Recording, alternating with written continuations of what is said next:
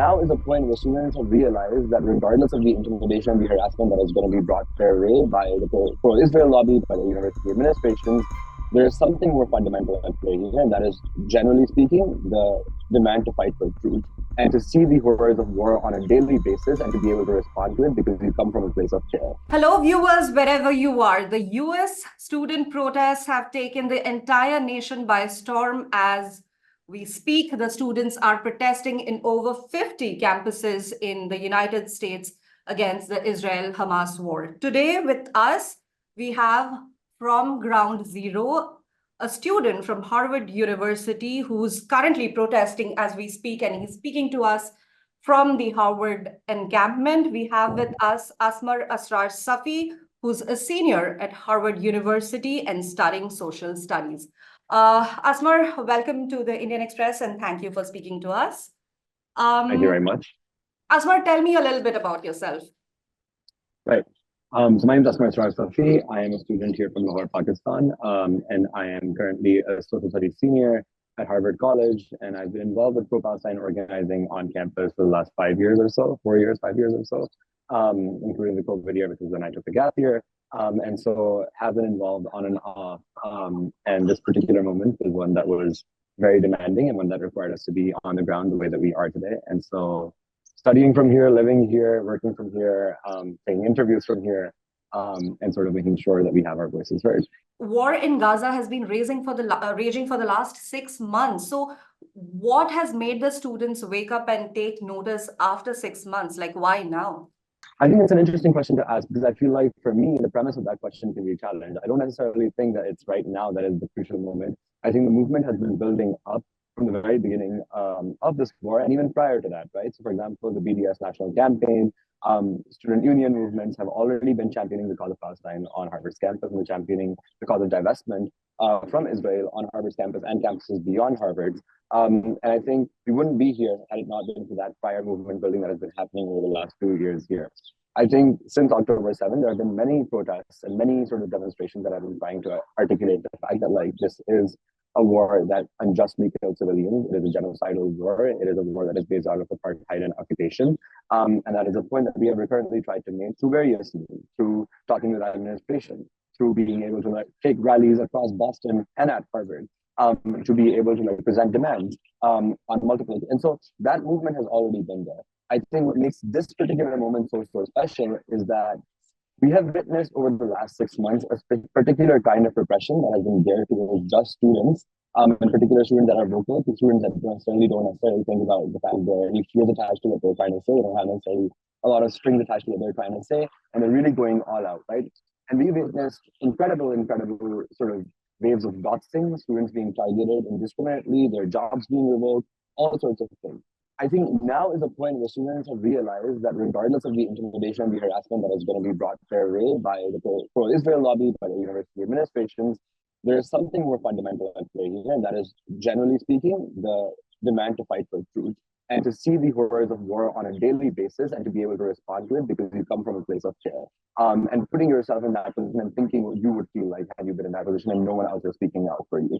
And so I think that we've hit that realization. I think Columbia did an incredible job with their encampment and was a source of inspiration for all of us, and sort of guided us in a direction where like this has become a national and in a lot of ways a global movement. We've had encampments pop up in France, in Tokyo, in so many other places across the world. And so, you know, one can only hope that this movement continues to go from here, and sort of that pursuit of truth, or as Harvard Veritas says, you know, continues to go on. What is it that drives you so much for this cause? Because, you know, if you have to look for a cause, then there are a lot of causes currently in the world. But what is it that this specific cause has driven the entire Harvard fraternity, or rather the entire student fraternity in the United States currently? I think the one thing, and this is rooted in the question itself, I think the one thing that's very, very particular to mention is that people see their own oppression, regardless of where they're from, regardless of whatever other cause they sort of affiliate and associate with, tied to the Palestinian cause. Because there are semblances of racism, of settler colonialism, of injustices that are genocidal, of apartheid, that people experience on a daily basis, both in this country and beyond. And so for them all, it becomes an easy way to unify over the same cause, which is Palestine, because it has resonances across so many different ideas and so many different causes across the world. I think one thing that we're seeing is that people from across different causes, so people that are championing, for example, the rights of Uyghurs in China, people that are championing the rights of Congo and Sudan, currently in the midst of their civil wars, people that have been championing the rights of Afghans that have been ravaged under the Taliban regime, all see their oppression tied together. And so this sort of moment has turned into this culmination of everyone coming together under the banner of Palestine because they realize that our liberation is tied to theirs as well. And so that sort of conflation of points is very, very important and a beautiful thing in many ways, because we also realize the reason why Palestine is so incredibly important is because of the United States complicity in how the genocide is being perpetuated right now. On a daily basis, we see millions and billions of dollars being funneled into Israel, weapons and mass murder technology that are being funneled into Israel. And so our unique positionality also makes it so that we think that it is our imperative moral right to be holding the United States and Harvard in its pursuit of investing in Israel, sort of responsible for the kind of investment it's making. And so our positionality sort of speaks to that as well. So Asmar, are you currently on campus? Like as we speak, are you currently on campus? On campus, yes, I'm at the encampment as we speak. Can you show us a little bit if you don't mind? Absolutely. So these are our camps. We've expanded. You guys are actually camping out. Actually camping out. So if you see behind me, you can see the president's office, the building right behind me, which is where our campus sort of expanded to. This is University Hall. This is where the University Administration sits. And we're right in the middle of campus at Harvard Yard, which is the oldest sort of quadrangle that is in Harvard grounds. So what does your day look like? How does it begin? How does it end? What do you do throughout the day? I mean, our day is just basically programming for Palestine continuously. So we have events scheduled every day that we are sourcing through community members that bring in resources, bring in teachers. So there's moments for political education. There's moments for people that do not know much about the cause to come in and learn more about it with us. There's moments for people to learn about Harvard's complicity and its investments in Israel. At the same time, I mean, the beautiful thing about this encampment is that it is the very semblance of the safe space that we want to create, the communities that we want to create, that universities claim that they want to create. We see that being enacted by students as a whole. We have people from all sorts of different backgrounds camping in the same place together. People that are coming there because of faith-based reasons. People that are coming there because of their radical politics. People that are coming there because they just don't tolerate the fact that there are mass bombing happening. So all of my day is basically consumed by conversations. It's not just students of Harvard, right?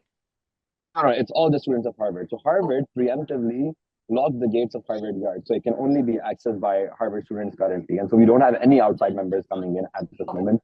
It's all Harvard students. The community are people that are from the Harvard community, people that have access to Harvard IDs that can go in and out of the yard. So they might not be camping, but they're still helping us sort of hold events, to catering, for example, getting us food, getting us supplies, getting us donations, stuff like that.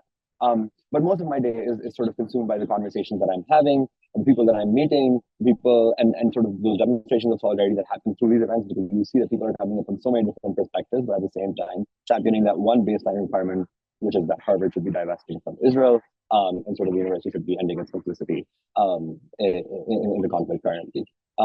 But as a whole, we have a bunch of meetings between campers and sort of just trying to figure out what we need. There's mutual aid being done. Everyone's very, very caring.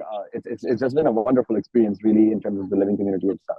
All sorts of things aside, the admin repression, the narrative that's being spewed about us by right-wing media on Twitter and on mainstream media. All that aside, we know for a fact that this is the kind of world that we want to live in, where people from all sorts of different backgrounds can see our common humanity and live together as one. And can you tell us a little bit about the people who call the shots? Like, is it a spontaneous leadership, or it changes, or who are the people who call the shot? So it's not very spontaneous. It's very horizontal, right?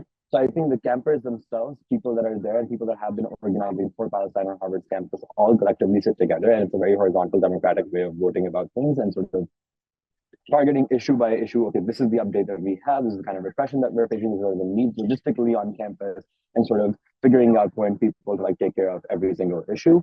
But the idea is very much that it stays, incredibly horizontal, and no one's necessarily authoritative in that system. I think being able to see people from various different experiences and backgrounds coming in is really informative for us, who might necessarily, in some ways relatively are new to this kind of situation. We've never camped before, right? So in a lot of ways, this is like, us learning on the go and us collecting data points on the go and realizing what our needs are and sort of responding to them appropriately as a consequence. But for all intents and purposes, it's very horizontal. It's people that have been sort of organizing, people that are very new to the cause, people that just care, and all of them coming together and again realizing that baseline and realizing that anyone who cares should be able to have a voice on the table, especially if they're camping. You mentioned that, you are a lot of people together, you have food, you have supplies and all of it. So how are you guys funding yourselves now that, you have been in tents for a week now? You don't know how long you are going to be in those tents. So where is the funding coming from?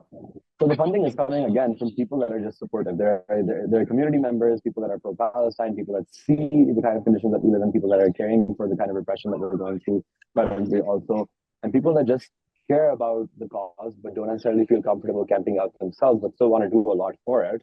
So we had like a mutual aid sort of fundraiser going on, and we sort of sent it out, and people were, just telling us what they could help with. A lot of people just, brought up blankets. Someone brought a sunscreen. Food was being delivered constantly, to the point that we ended up distributing a lot of food to other universities across the Boston area because we realized that we were having an overflow of supplies. So, thankfully and grateful to God for this, but we didn't necessarily even have to sort of, worry too much about supplies being a scarce resource, and that there were so many people that are on Harvard's campus that are interested in helping out with the cause. And that again speaks to the fact that this university refuses to listen to its people, right? Because there's so much public sentiment that is just geared towards helping us out and caring about the zone that we've created in the middle of Harvard campus and supporting it in material ways. And yet the university should refuse to acknowledge that this is a demand that people are resonating with. Let's talk about the faculty. How supportive or not so supportive have they been so far? I think faculty generally, again, plays a very, very important role in any such movement, just because they have the ability to have immunity from, the administration, or at the same time be able to, call them out. And I think for us, we've been getting so much support recently, and I think it was something that was a very slow progression. So initially, not so much. A lot of faculty are also afraid, frankly speaking, of being targeted by, the pro-Israel lobby on Harvard's campus, and have been dots previously as well. We had an instance last semester. And so all of those fears are very, very real. But again, I think when you give them a proof of concept, when you show that students are willing to take it all and risk it all in material terms, faculty are also very much moved to sort of say that, what, these students are doing the right thing. We're going to be there for them and support them in every way possible. And so in a lot of ways, they've been able to bring our demands to the administration. They've been able to talk to the administration, but simultaneously also some of them are camping out with us every night and sort of being there as point people to keep us secure and safe in the midst of potential repression and threats, and being there with other faculty in the event that something happens. And so for all those reasons, we're very grateful to people that have been supporting us, and we could not have been able to feel as secure as we do had it not been without their support and their reassurances and their comfort in the midst of everything that's happening. Are you guys attending classes by any chance? So our classes actually just ended last Wednesday. And so we're now in this interim period called reading period, where we're supposed to be preparing for exams. It's been hard to prepare for exams, I will say as much. But it's very evident it is hard to prepare for exams currently. Right. I think a camp is not necessarily very conducive for that kind of work to be done. But at the same time, it's also us realizing that 1 or 2 or 3 bad grades are not as important as what we're doing right now. And I think, we could be fixated on our GPAs, we could be fixated on our jobs, but we should be fixated on Gaza and what's happening there. You have Columbia, where it all began. Then you have Yale, you have Princeton, you have Harvard, you have scores of universities across the United States right now. So is there any inter-college, inter-campus coordination happening? So there's 2 levels on which I'd like to talk about this. I think number 1 level is the sort of broader national level and the knowledge transfer that happens. Obviously, again, Columbia starts this and we see, and we're definitely very, very inspired, but it's also about how we go about doing things that becomes very, very important, right? And sort of that knowledge transfer that happens across universities is very, very key in sort of guiding protest actions and what is nationally salient in terms of demonstrations, in terms of what actually garners momentum and the kind of symbols that you present nationally and now globally. So that's the number 1 thing. So I think there is coordination on that front, and people are helping us out. I think the number 2 thing is across the Boston area in particular, the Boston University Police Department, the Boston Police Department has been incredibly sort of brutal towards student protesters. Recently, at Northeastern Emerson University, there were mass arrests that were made across the last week.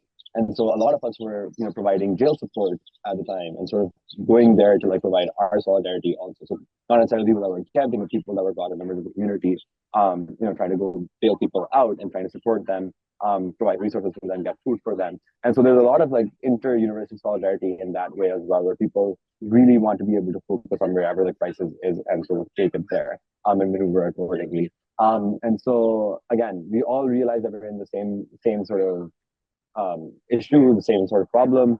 We're dealing with the same constraints, we're dealing with the same kind of repression. Obviously, there are unique specifics to like every single campus and the kind of unique modalities that they have to deal with there. But at the same time, the broader sort of moving parts are all the same. And so we recognize that we can't really go anywhere if we don't support each other, especially when we're at a university as privileged as Harvard, where we have an abundance of resources that our community members can bring to us. I think that it's more of an sort of material imperative to be able to support other people in our communities. Right.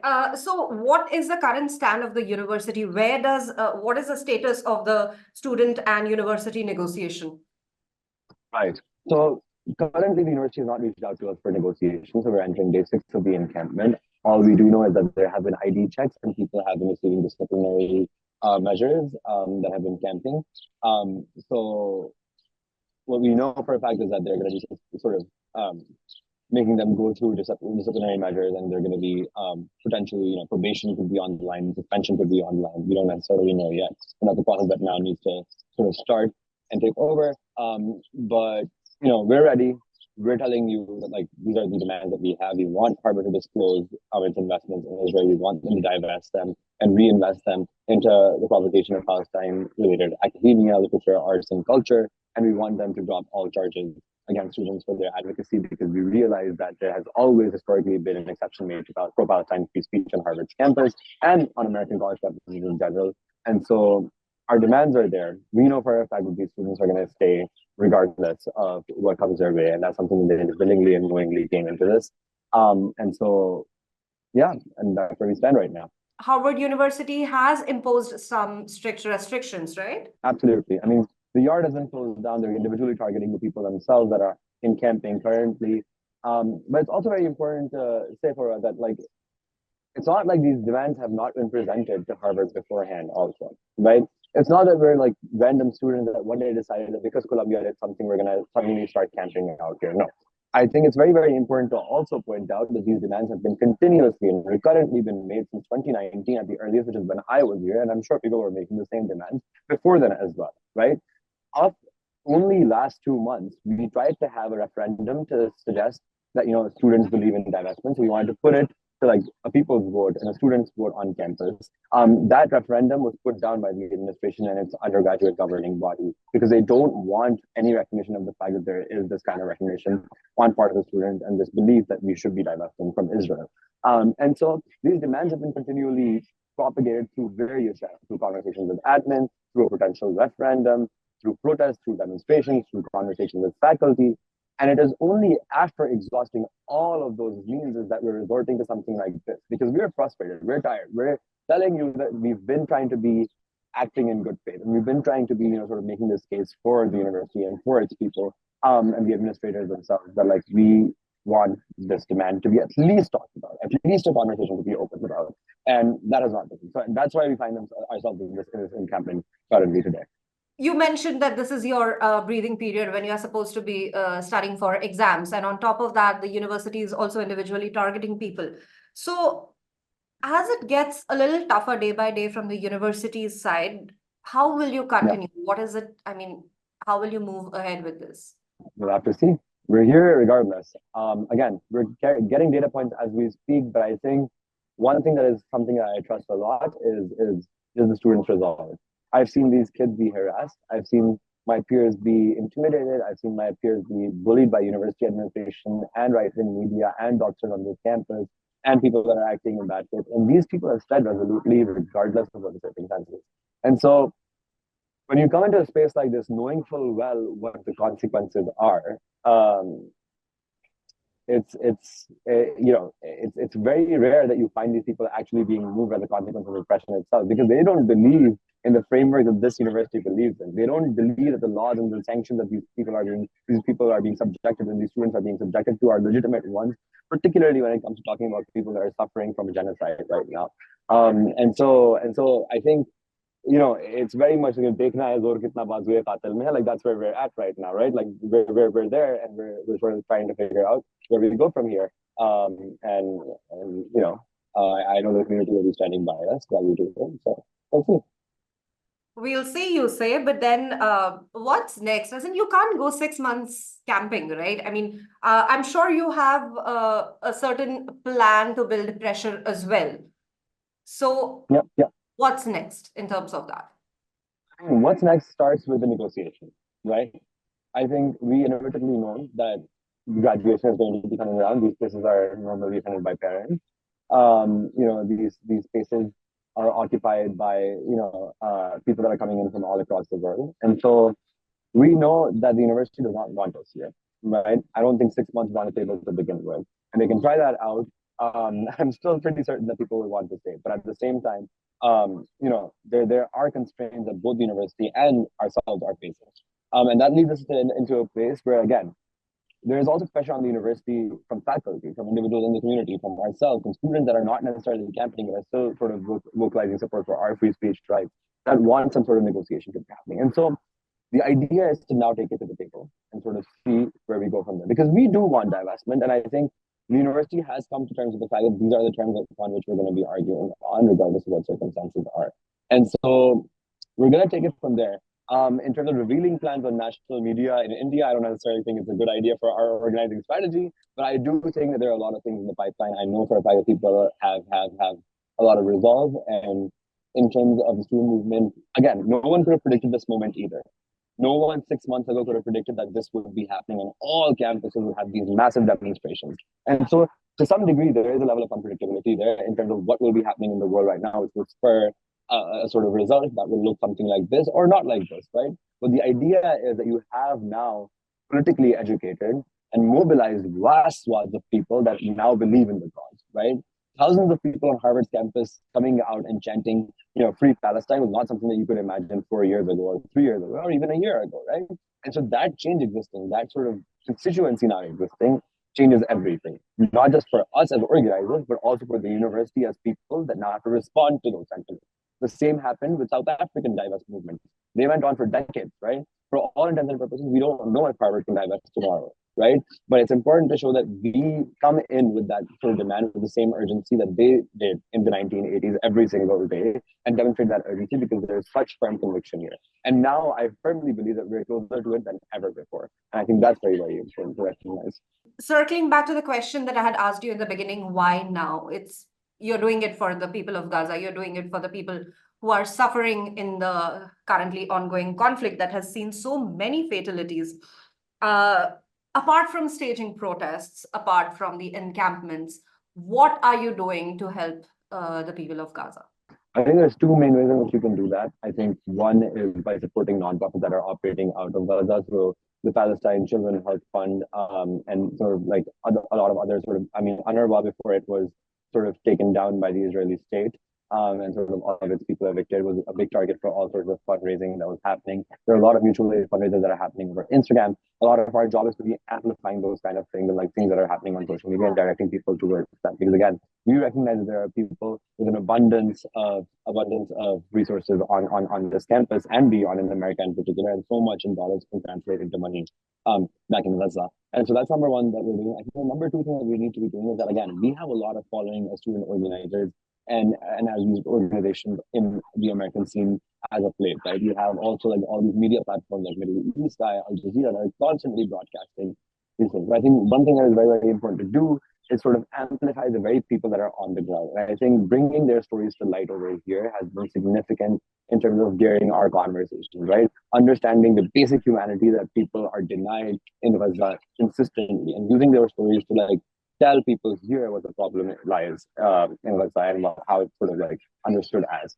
And so I think our biggest job has been to sort of communicate that further, to amplify that further, and to make it seem like it's not just like a semantic thing. It's not just a thing that we're doing because it's cool. It's because we recognize and we want others in this world to recognize the sort of basic fundamental premise of humanity that is denied these people by the Israeli government and by the United States government and by our university at large. And I think that that connection, because it's happening now on a student level, and because you have influencers that are coming in from Gaza and journalists that are coming in from Gaza, and people, sending us videos of kids that are demonstrating solidarity with Princeton and Yale and Harvard and Columbia. It is mind-blowing to us. That interface never has existed before. And so I just think that is of immense value and at the same time heartbreaking as well. But it shows that we're doing something and we need to keep doing it. Absolutely. And before we wrap up, any messages to the student fraternity across the world that you would like to give? I think the only thing that I will say, as Iqbal Ahmed said, who's a Pakistani political scientist, just organize. Again, our causes, our issues are not separate from the issues of the people of Gaza. It's very important to understand, stand up for people that might be farther from you, people that you don't necessarily know. If you expect people to stand up for your own causes, sometime down the line. And again, there's a basic fundamental premise of moral imperatives here that is very, very important to follow. You see a killing happening that is unjust, you speak out against it. And that's basically it. Regardless of what your political viewpoint is, regardless of what your ideology is, regardless of where you are from in this world, none of those things matter. The only thing that matters is the fundamental morality that you need to be subscribing to while making that calculus for yourself.